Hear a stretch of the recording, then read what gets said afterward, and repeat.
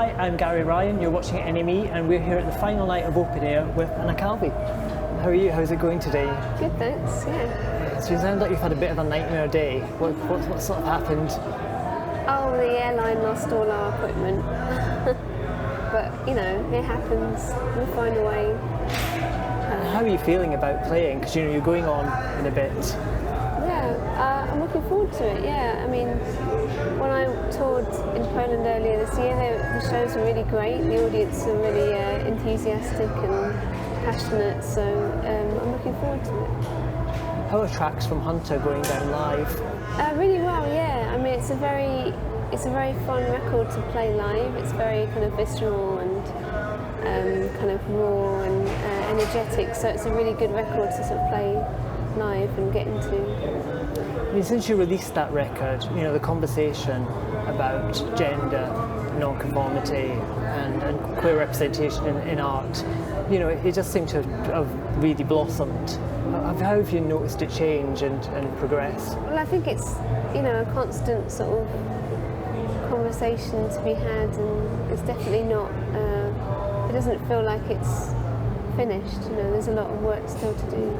What challenges do you think are most important to you? It's scary that homophobia has actually risen in the last few years, and I think obviously there's a lot of work still to tackle transphobia, and I think that's something that it still feels like there are people that think it's okay to be transphobic, in the same way that it used to be for, I guess, gay and lesbians 20 years ago. So it feels like there's a lot still to do. I mean, it's quite fitting because in the UK at the moment it's Pride's happening.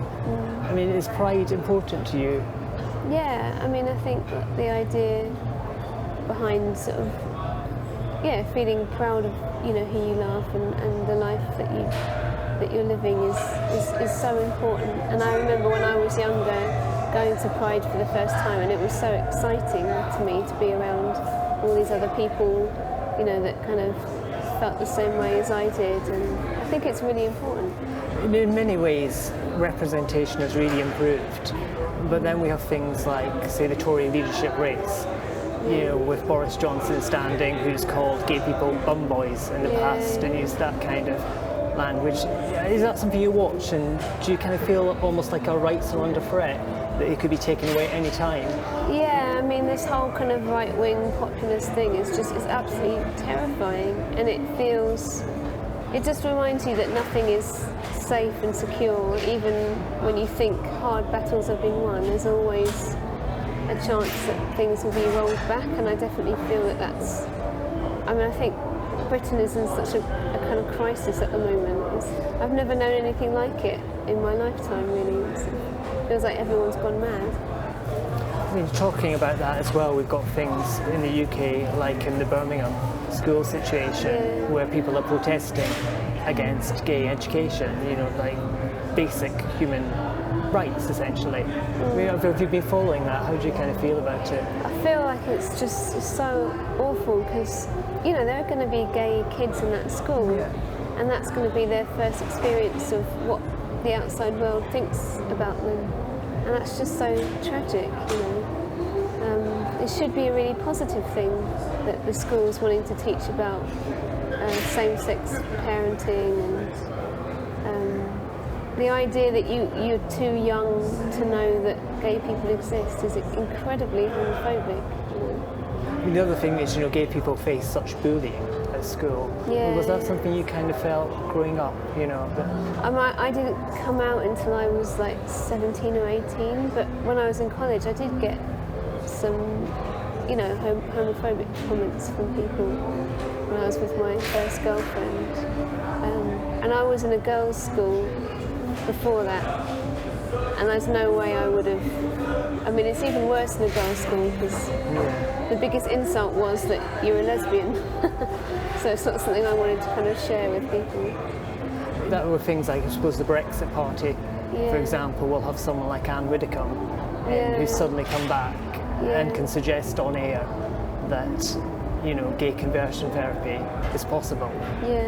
And nobody seems to bat an eyelid. Yeah. Do you kind of see things going backwards? Or? I do, yeah.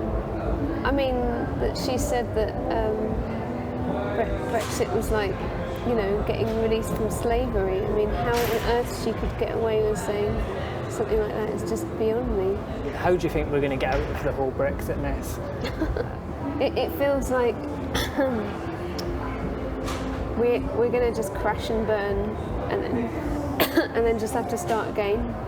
I think that's what it feels like what's going to happen. And when you started out in the music industry, you know, have you seen essentially things improve for women and queer people? In terms of the music industry, I think the difference I notice is that people ask me less gender-centered questions. They don't ask me what's it like to be a woman playing guitar, for example, or ask me about whether I want to start a family, which is questions I got on my first record. And so I think in that way it shows that there's been a shift in the kind of what is acceptable for people to say to a female artist, that there's less of a sense that to be a female artist isn't just to be an artist. It's not something exotic, like, oh, she's a woman and she's creative, how is this possible? Which is how it used to feel.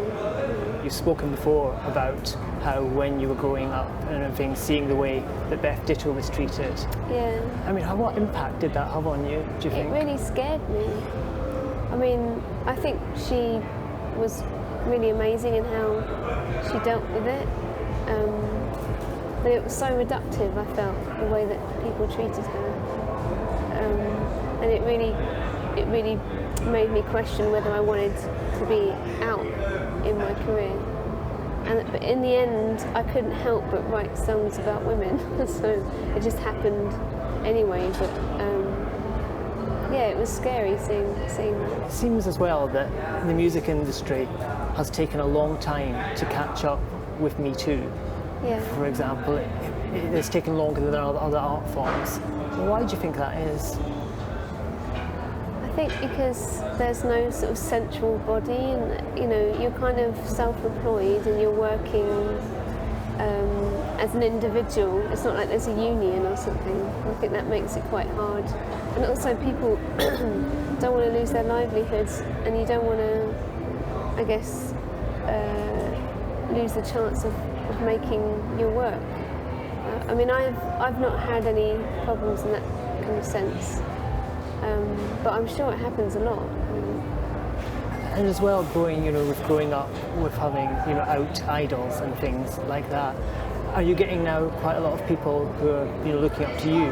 Have you had any reaction to your album, for example, that's really meant sort of stuff to you? Yeah, I get some really beautiful letters from people,